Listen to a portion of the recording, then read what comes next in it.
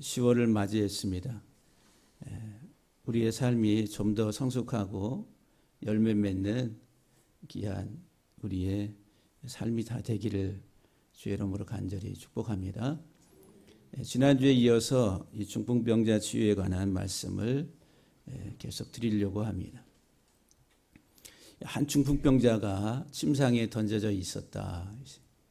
중풍병자는 뇌혈관 질환으로 신경장애를 가지고 있어서 움직일 수 없는 그런 중환자라 이렇게 보시면 됩니다. 그런데 침상에 던져졌다 이 말은 심판의 상태를 의미한다 그렇게 말씀을 드렸어요.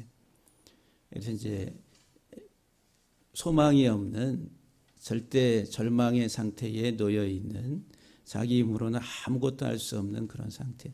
그게 인간의 실존적 상태입니다.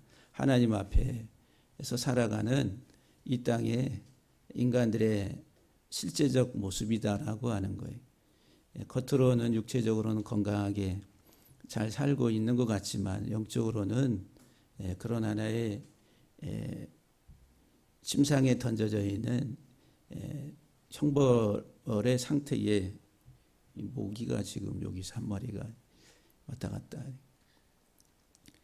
그런 하나의 그 상태에 있다라고 하는 거죠.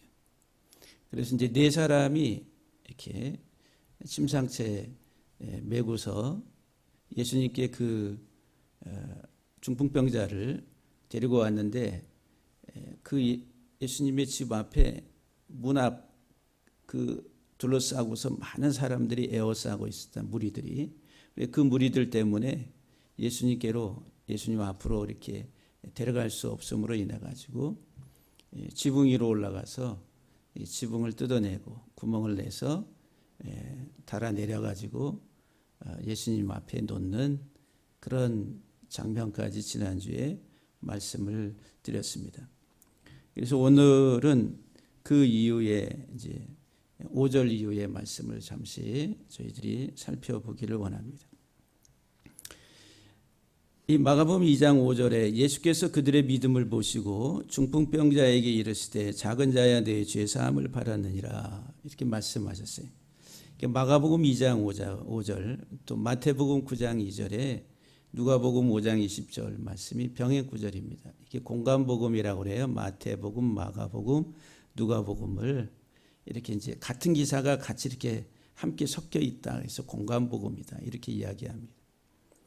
이 공간복음 세 복음서에 동일한 기사가 있는데 거기에 이제 조금씩 차이가 있어요. 마태복음에는 안심하라.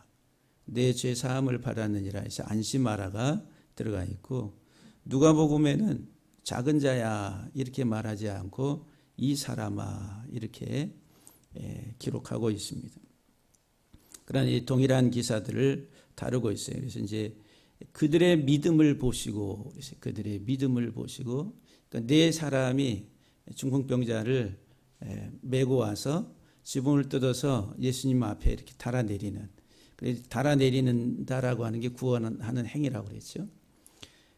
그 믿음, 그 네 사람의 믿음을 보시고 이 중풍병자에게 작은 자야, 아들아 이런 말이에요. 테크논이라고 하는 말, 아들아, 내 죄들이 사함을 받았느니라. 이렇게 예수님이 중풍병자에게 말씀하시는 내용입니다. 그래서 이제 예수님이 역사하시는 기적의 어떤 원인, 동인이 뭐냐? 특별히 마가복음에서 우리가 이제 복음서를 중심으로 해서 볼 때 그 예수 그리스도의 사역의 동력, 그 원인은 믿음이다라고 하는 거예요. 사람들의 믿음. 마가복음 5장 34절에도 보면은 혈루증 여인에게 내 믿음이 너를 구원하였느니라 이렇게 말씀하세요. 그 혈루증 여인의 믿음을 통해서 예수님의 능력이 나갔다라고 하는 거예요. 또 마가복음 10장 52절에도 보면은 소경 거지 바디메오에게 내 믿음이 너를 구원하였다. 눈을 뜨게 하시고서 그 믿음으로 인해가 네가 눈을 뜨게 됐다라고 그렇게 축복을 하십니다. 또 마태복음 8장 10절에는 이방인 백부장에게 이스라엘에서도 이만한 믿음을 보지 못했는데 이 백부장의 믿음을 그렇게 칭찬을 합니다. 백부장의 믿음이 아주 크다라고 하는 거죠.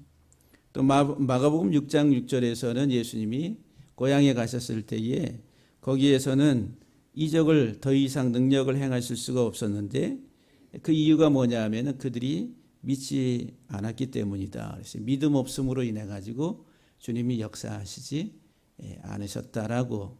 그러니까 예수님의 역사의 원인, 예수님의 기적의 능력의 통로는 뭐냐? 믿음이라는 겁니다. 우리의 믿음이란 믿음. 그래서 우리 찬송 많이 부르죠. 믿으면 하겠네. 예? 믿으면 하겠네. 믿으면 내가 하는 게 주님이 하시는데 믿음이 가능케 한다는 믿음. 믿음을 통해서 주님이 역사하시는 이런 내용들이 성경에 기록되어 있어요. 오늘 본문에도 보면은 그들의 믿음을 보시고 그들이 믿음을 보시고 역사하신다라는 주의 역사가. 그래서 오늘 본문에는 두 종류의 부류가 나와요. 중풍병자와 그다음에 이 네 사람의 믿음과 그리고 예수님의 문 앞에 에워싸여 있는 무리들과 또 그 안에 들어가서 앉아 있는 서기관들과 바리새인들의 그 믿음의 상태, 주님을 바라보는 믿음의 상태가 극명하게 다르다라고 하는 것을 보여줍니다. 참 구원에 이르는 생명을 얻는 믿음을 가진 사람은 이 중풍병자와 네 사람, 그 수많은 무리들과 그리고 바리새인들과 서기관들, 종교 지도자들이 가지고 있는 그 믿음이라고 하는 것은 생명이 없다라고 하는 거예요. 그래서 이제 오늘 특별히 이 믿음에 대해서 잠시 여러분들에게 말씀을 드리려고 합니다. 그 믿음은 들음에서 난다고 그래요.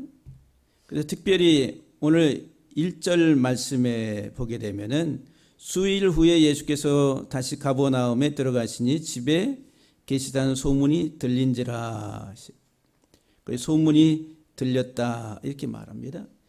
이렇게 듣고 여기 이제 들었다라고 하는 이 단어 에쿠스테라고 하는 이 단어인데 그가 듣게 되었다는 거예요. 그러니까 한 사람 단수 3인칭 단수로 수동태로 그가 듣게 되었다.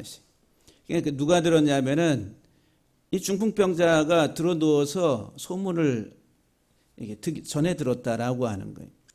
주님이 가버나움에 오셨다라고 하는 그 소식을 전해 들었다라고. 그리고 오늘 5절에도 이제 그들 이 네 사람의 믿음을 보시고 그들의 믿음을 보시고 5절에는 여기 그들에는 네 사람뿐만 아니라 이 중풍병자까지 다 포함되어 있다라고 볼 수가 있습니다. 그러니까 이 듣고 믿음이라고 하는 믿음은 들음을 통해서 온다. 로마서 10장 17절에서 사도 바울이 우리에게 그러므로 믿음은 들음에서 나며 그리고 들음은 그리스도의 말씀으로 말미암느니라. 말씀을 들어야 믿음이 생기는 거예요. 그러니까 말씀을 들어야 믿음이 자란다라고 하는 거죠. 그래서 이제 듣는 것과 그리고 믿는 것은 동의어다라고 보시면 됩니다. 문맥상으로 보면은 출애굽기 4장 1절 말씀에 모세가 대답하여 이르시되 그러나 그들이 나를 믿지 아니하며 내 말을 듣지 아니하고 이르기를 여호와께서 내게 나타나지 아니하셨다 하리라. 여기 이제 믿지 않는다라고 하는 말과 듣지 않는다라고 하는 게 동의어적인 개념이에요. 그러니까 듣지 않으니까 믿을 수가 없는 거예요. 그 믿음은 들어야 자라는 거예요. 뭘 들으니? 하나님의 말씀을, 그리스도의 말씀을 들어야 내 믿음이 생성이 되고 그 믿음이 자라간다라고 하는 거예요. 그래서 믿음은 또 크다, 작다 이렇게 표현합니다. 이만한 믿음을 내가 보지 못했다. 또 큰 믿음, 또 저자신만한 믿음 이렇게 성경은 또 말합니다. 그러니까 사람마다 다 믿음에 차이가 있다라고 이야기할 수가 있어요. 그러나 그 믿음은 들음에서 온다. 하나님의 말씀을 그 들음으로 인해서. 그래서 들을 귀 있는 자는 들으라. 이스라엘 민족을 가리켜서 우리들은 쉐마 민족이라 그래요. 들음의 민족이라는 거예요. 하나님의 말씀을 영원히 들어야 될 민족, 그게 이스라엘, 다시 말하면 하나님의 자녀들이라는 거예요. 이 세상 살아가는, 이 땅에 살아가는 하나님의 백성들의 특징이 뭐냐면, 정체성이 뭐냐면은 듣는 자들이라는 거예요. 뭐를, 하나님의 말씀을 계속 들어야 될 그런 하나의 그 백성이라는 거예요. 저와 여러분들이 이 세상 사는 이 땅의 삶 속에서 하나님의 자녀로서의 삶을 살아가는데 우리의 정체성은 뭐냐면 하나님의 말씀을 듣는 데 있어요. 여러분들은 귀를 어디에 기울이고 계세요? 하나님의 말씀에 대해서, 이 말씀이 어떠한가, 그 말씀을 상고하고 그 말씀에 대해서 본질적인 의미들을 깨닫고 그 말씀을 따라가는 내 신앙의 삶의 뿌리를 이 말씀에 세우려고 얼마나 들으려고 하고 있습니까? 얼마나 갈급하세요? 예? 그래서 이제 옛날에 그 히딩크 감독이 2002년도 월드컵 할 때 우리 예선만 통과해도 잘할 것이다 그랬는데 예선 통과하고 16강에 올라가고 그다음 16강에서 또 8강 가니까 또 히딩크 감독이 그때 한 말이 뭐가 있어요? 아, 난 배고프다고. 여전히 배고프다고. 그런 계속 더 올라가야 된다는 이제 그런 욕망에 대해서 그렇게 표현을 했습니다. 그게 갈망하는 거죠. 여러분들의 마음속에 얼마나 하나님의 말씀에 대한 배고픔이 있습니까? 그래서 이 팔복에서 뭐라고 말해? 줄이고 목마른 자가 복이 있다라고 말씀하는 거예요. 하나님 말씀에 대해서 줄이고 목마른 자가 복이 있다. 그 사람들이 배부름을 얻게 된다는 거예요. 그런데 우리는 세상의 것으로 배부름과 만족을 얻으려고 하니까 하나님의 말씀이 들어갈 자리가 없어진다라고 하는 거예요. 그래서 믿음은 들음에서 온다. 들음. 들어야 믿음이 생긴다. 들어야 말씀 안에 뿌리를 내려서 정상적인 행복한 복된 사람이 된다. 이게 시편 1편에 있는 말씀입니다. 근데 이 믿음이라고 하는 단어를 생각해 보면은 헬라어로는 피스티스라고 그래요. 히브리 말로는 에무나 그래요. 이 피스티스라고 하는 믿음, 확실함이라고 하는 확고함. 이 피스티스라고 하는 어원이 뭐냐면은 연합한다, 묶는다 이런 말이에요. 연합하고 묶는다. 한번 따라합시다. 연합하다. 묶다. 그러니까 이 내가 믿는다라고 할 때 믿는 대상에 대해서 내가 연합하고 이렇게 함께 묶이는 거예요. 그러니까는 내가 예수님 믿어요 그러면은 예수님과 내가 어떻게 되는 거예요? 이렇게 연합하는 거예요. 이게 믿음이라는 거예요. 믿음. 그래서 이제 예수님은 하나님이시잖아요. 하나님의 아들, 우리의 구원자. 그래서 내가 믿는다라고 하는 것은 예수 그리스도와 내가 하나가 되는.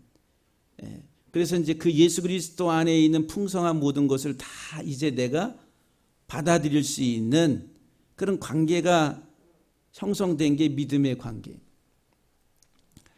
히브리 말에 에무나라고 하는 것은 이게 납득하고 받아들인다는 거예요. 하나님의 말씀을 내가 이해하고 납득하고 받아들인다. 이게 수용한다는 거예요. 받아들임, 수용성.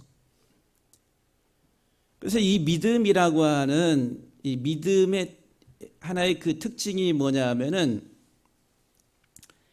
믿음은 내가 연약하고 내가 부족하기 때문에 내가 믿음을 통해서 믿음의 대상으로부터 받아들이는 거예요. 이게 믿음입니다. 믿음. 믿음의 특징은 내가 믿는 대상으로부터 그 내게 필요한 것들을 이렇게 끌어당겨서 그것을 내 것으로 소유하게 되는.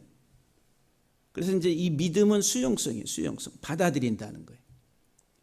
내가 하나님 믿는다라고 할 때 하나님의 무한한 것을 우리들은 그 하나님께로부터 이렇게 받아들이는, 수용하는.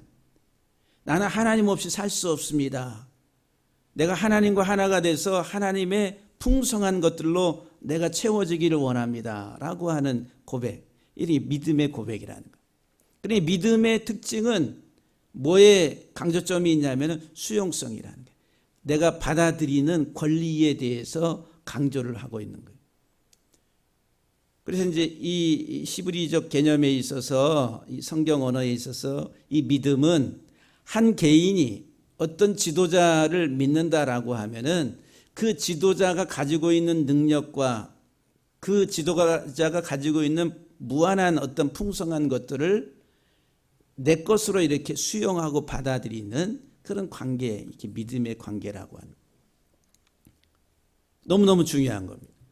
그런데 이 사랑이라고 하는 것은 이 받아들임의 강조가 아니라 사랑은 주는 거예요. 어떤 공동체 안에 내가 들어가게 되면 그 공동체와 결합이 됐을 때에 내가 사랑한다라고 할 때에는 사랑은 이제 이렇게 받아들이는 게 아니라 주는 거예요. 나누는 것이다. 사랑의 특징은 주는 것이고 나누는 것이고 베푸는 것이라. 그래서 믿음, 소망, 사랑 중에 그 중에 제일은 뭐라고요? 사랑이라고. 주는 자가 복이 있다 그래요. 그래서 성경은 받는 자가 복이 있다 이렇게 표현하는 구절이 없어요. 성경은 주는 자가 복이 있다 이렇게 말씀해요. 그게 사랑의 삶의 특징이다라고 하는 거예요. 그런데 이 믿음은 우리의 연약함 속에서의 우리가 하나님의 능력 안에서 내가 다시 새롭게 변화되는 하나의 통로가 된다.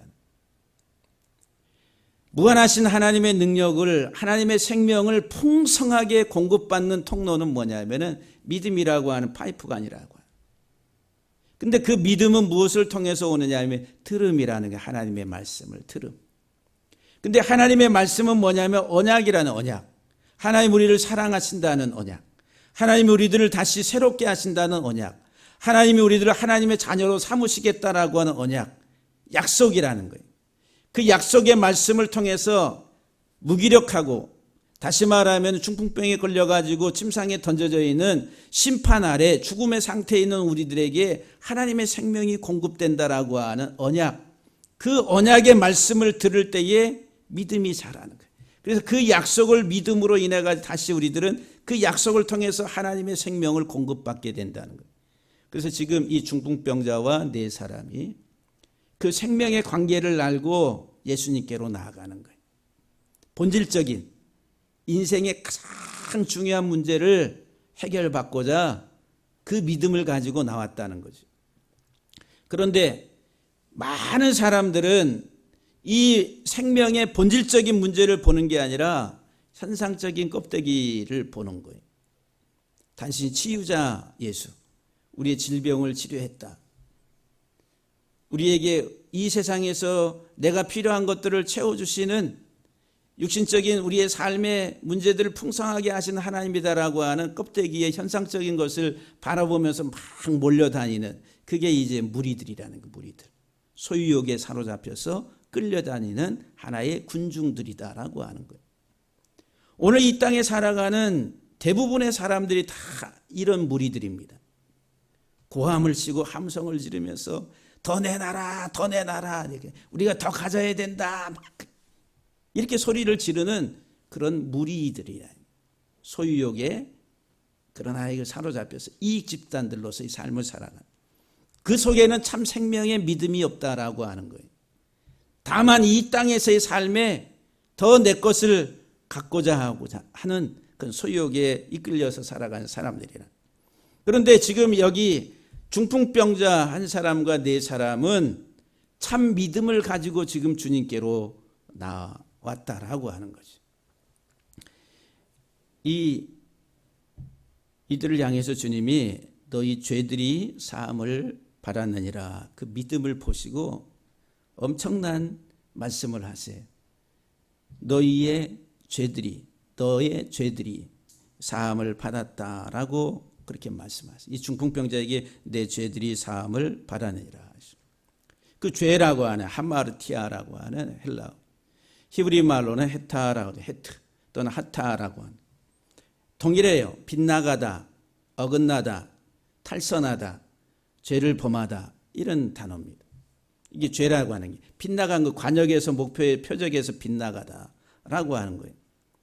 그런데 우리가 빗나가게 살도록 그렇게 우리를 유혹한 존재가 누구냐면 뱀이라는 거예요. 사단이라는 거죠. 옛뱀. 그게 이제 창세기 3장에 나오는. 그래서 이 죄라고 하는 단어가 가지고 있는 의미가 뭐냐면은 뱀의 거짓의 가르침으로 울타리를 치는 거예요. 또 그것을 배우는 게 죄라고 하는 거예요. 여러분들에게 누누이 말씀을 드렸지만은 뱀이라고 하는 이 단어 나시라고 하는 뱀의 어원은 점친다 그러는 거예요. 점쟁이라고 하는. 우리는 무엇을 위해서 점을 칩니까? 이 세상의 길흉화복, 이 땅에 우리의 육신적인 이 표면적인 삶에 좀 더 풍성한 것을 얻기 위해서 점을 치는 거예요. 이게 뱀이라는 게 뱀. 사단이 역사한 이 세상에서 역사하는 아주 중요한 무기라고 하는 무기. 이것을 가지고 유혹을 해요. 그래서 하나님을 온전하게 알고 그 하나님과의 관계 속에서의 삶을 완전히 깨트려 버리고 어긋나고 빗나가고 잘못된 삶을 살게 하는 그게 죄라고 하는 거예요. 그래서 여러분들이 죄라고 하는 것을 단순히 도덕적 윤리적 또는 우리나라의 어떤 헌법 또는 형법에 있는 것을 범한 것, 그것이 죄다. 물론 그 죄지요. 그러나 이제 본질적인 죄의, 성경이 말하는 죄의 의미는 너무도 포괄적이에요. 그래서 이제 성경에서는 모든 사람이 죄를 범하였음에 하나님의 영광에 이르지 못하고 죄 삭은 사망이라. 모든 사람이 죄를 범. 이 세상에 선한 자가 하나도 없다라고 말해. 다 한쪽으로 치우치고 무익하게 됐다. 로마서에서 사도 바울이 우리에게 말씀을 줍니다. 어긋난 자들의 삶이라고 하는 거예요. 그게 이제 우리의 육심의 욕심을 불어넣고 이 세상적인 것들로 채워지기를 원하는 그 삶으로 계속 뱀이 이끌어가요. 그래서 이제 여러분들 히브리 말로 병들다라고 하는 그 의미가 뭐냐면은 세속적이라는 게 속됨으로 말미암아 속된 세속화된 삶으로 병이 온다라고 하는 거예요. 할라라고 하는 히브리 말의 단어. 그러니까 영적인 것을 우리에게 설명해 주고 있다라고 하는 거예요. 우리가 하나님 앞에 다 병든 자라. 제가 오늘 북도할 때에 읽었던 마가복음 2장 17절에 있는 건강한 자에게는 의원이 쓸데없고 병든 자에게라야 의원이 쓸데있다. 나는 의인을 부르러 온 곳이 아니라 죄인을 부르러 오셨다. 이렇게 말씀하세요. 그러면서 예수님이 지금 수많은 병자들을 치유하세요. 근데 그 병자들을 치유하시는데 그 표면적인 신체적인 병을 치유하시는 것이 목적이 아니라 의인이 아니라 죄인을 불러 구원하러 오셨다라고 하는. 그 죄를 용서하시고 그 죄로부터 자유롭게 하시기 위해서 오셨다. 근데 그 병적 현상, 육체적인 병적 현상을 통해 가지고 영적인 것을 설명하시는 거예요. 지금 우리가 어떤 상태인가? 열병이 나 있고 나병이 나 있고 중풍병에 걸려 있고 혈기 마른 자가 됐고 혈루증을 앓고 있고 그 영적인 육적인 이 병적 현상을 통해 가지고 하나님과의 영적 관계를 그렇게 설명하고 있는 거예요. 다 이 세상에 이 땅에 살아가는 사람들이 그런 영적 상태에 있는데 만병의 대의사로 주님이 오셨다라고 하는 거예요. 그래서 죄인을 불러 구원하러 오신 거예요. 그것을 주님이 말씀하시고 있다라고 하는 거예요. 이 뱀의 가르침으로 우리들은 이 세상에, 그래서 이 세상 임금은 누구라고 그래? 마귀라고 그래요. 사단이라고. 이 세상의 공중의 권세 잡은 자 마귀. 그 통치를 하는 거예요. 뭐로 통치를 해요? 사상으로 통치하는 거예요. 우리의 이성과 우리의 이런 사고 체계 속에 들어와 가지고 세상적인 것을 가지고, 그래서 여러분들 이 세상에 살아가는 삶의 원리는 물질입니다. 물질주의라는 게 물질주의.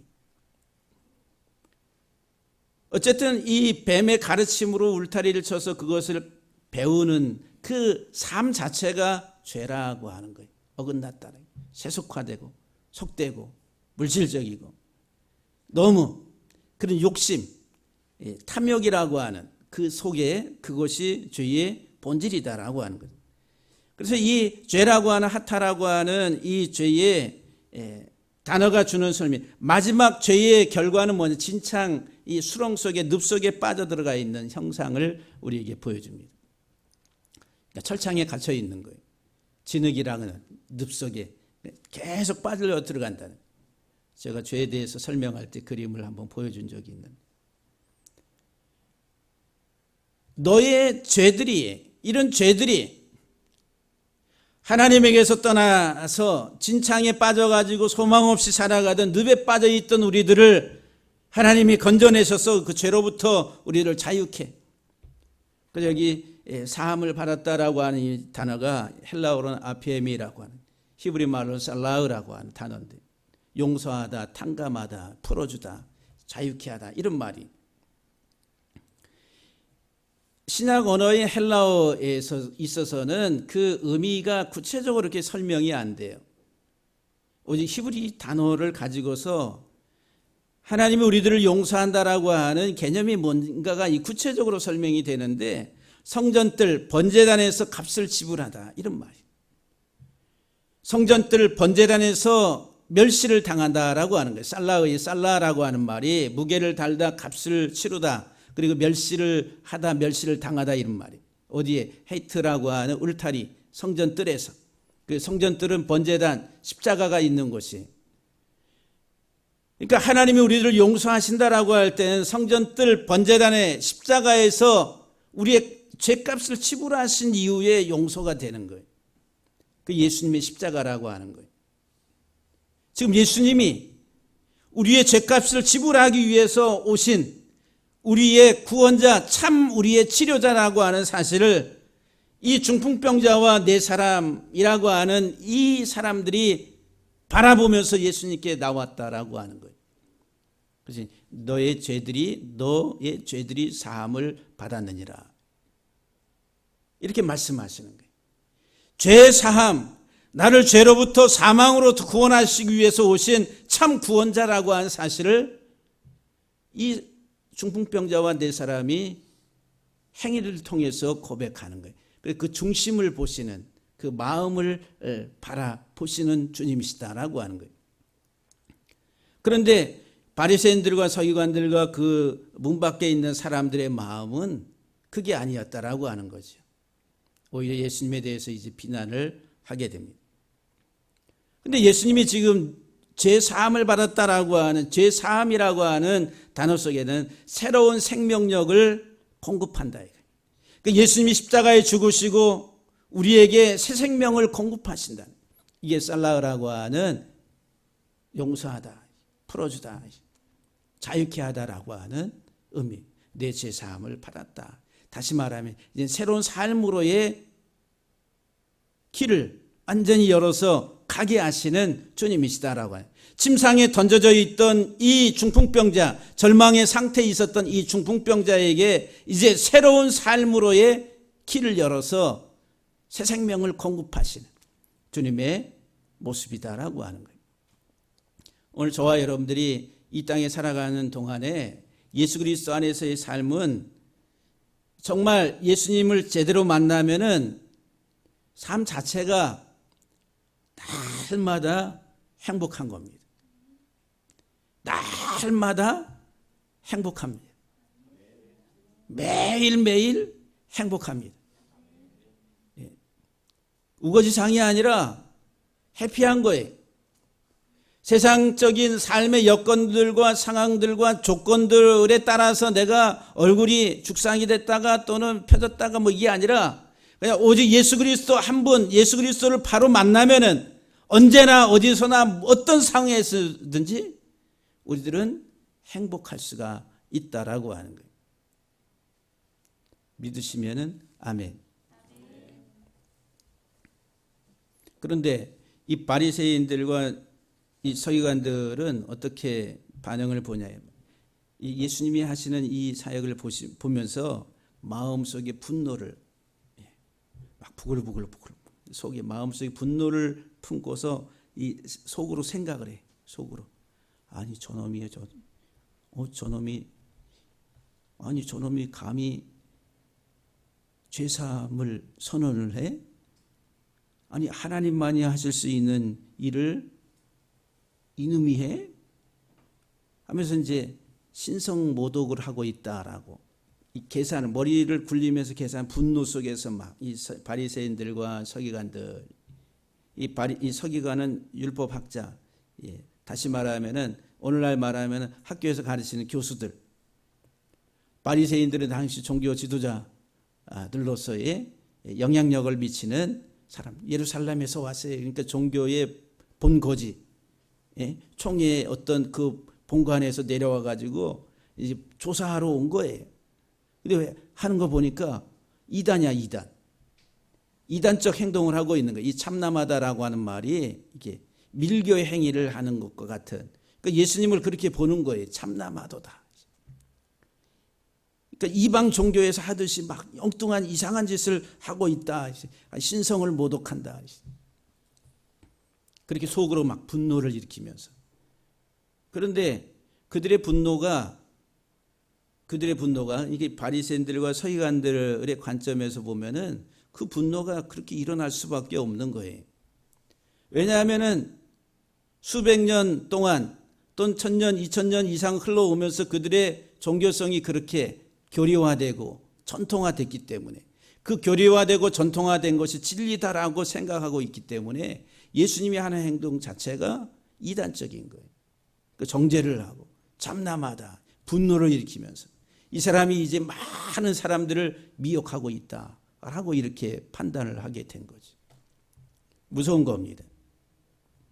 오늘 현대교회에서도 얼마든지 일어날 수 있는 일들이다라고 하는 거예요. 그러니까 예수님께서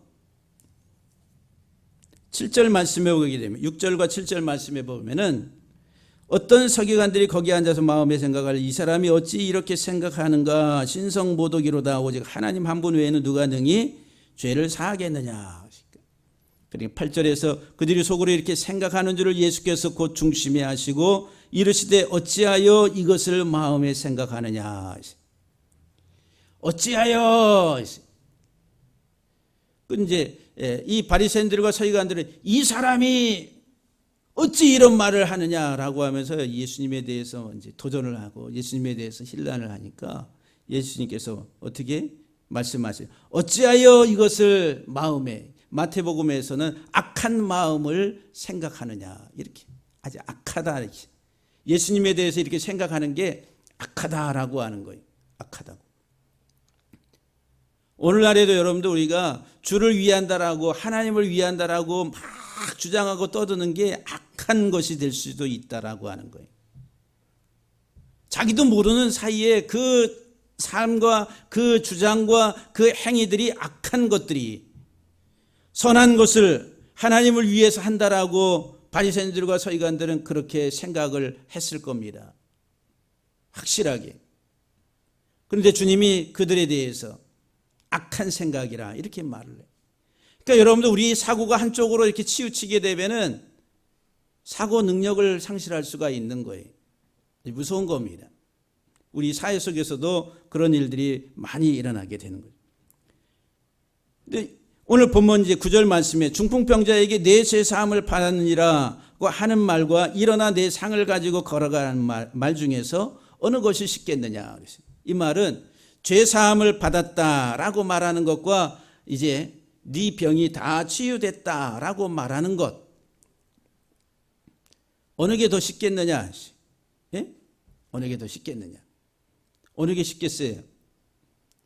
죄 사함을 받았다라고 말하는 게 쉽겠어요? 아니면은 병 고침을, 네 병이 다 나았다라고 말하는 게 쉽겠어요?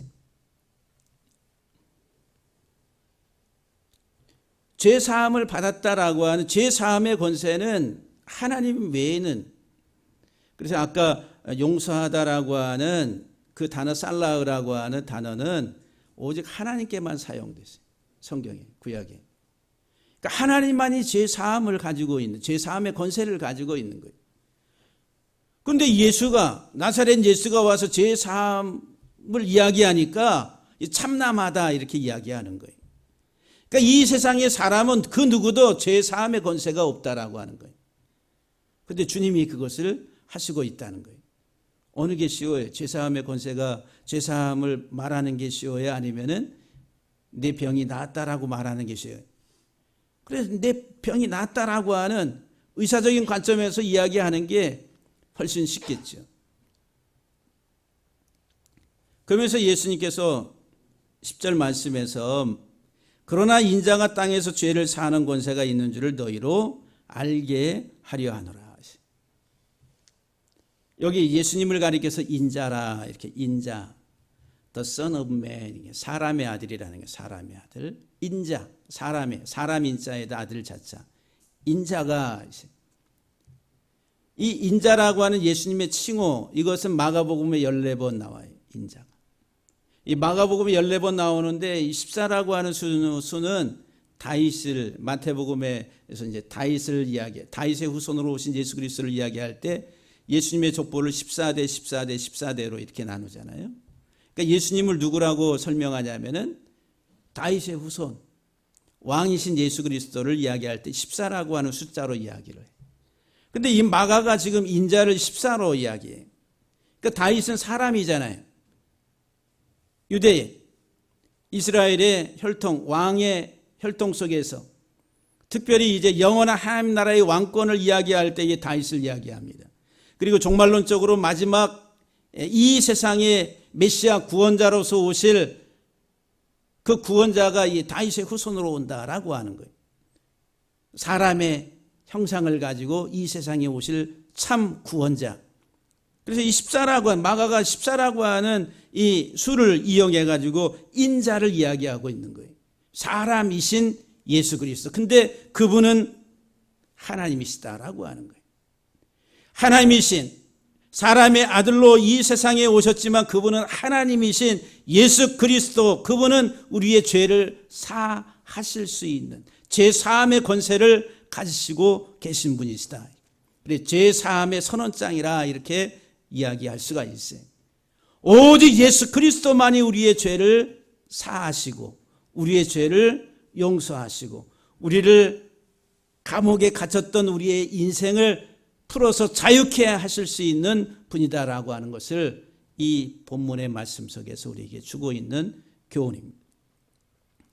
사랑하는 성도 여러분들, 단순히 오늘 중풍병자는 어떤 우리의 신체적인 병증 현상에 한 사람을 지칭해서 그 중풍병을 치료하러 오신, 우리의 병을 치료하러 오신, 육체적 질병을 치료하러 오신 예수 그리스도를 말씀하시려고 하시는 것이 아니라 이 땅에 살아가는 모든 사람, 영적으로 우리가 어떤 질병에 걸렸는지 그 좌절과 절망 아래에 있는 우리의 영혼을 죄로부터 구원하시기 위해서 오신 참 구원자 예수 그리스도라고 한 사실을 오늘 본문이 우리에게 말씀을 줍니다. 결론적으로 여러분들에게 하나의 이런 등식을 설명을 드립니다.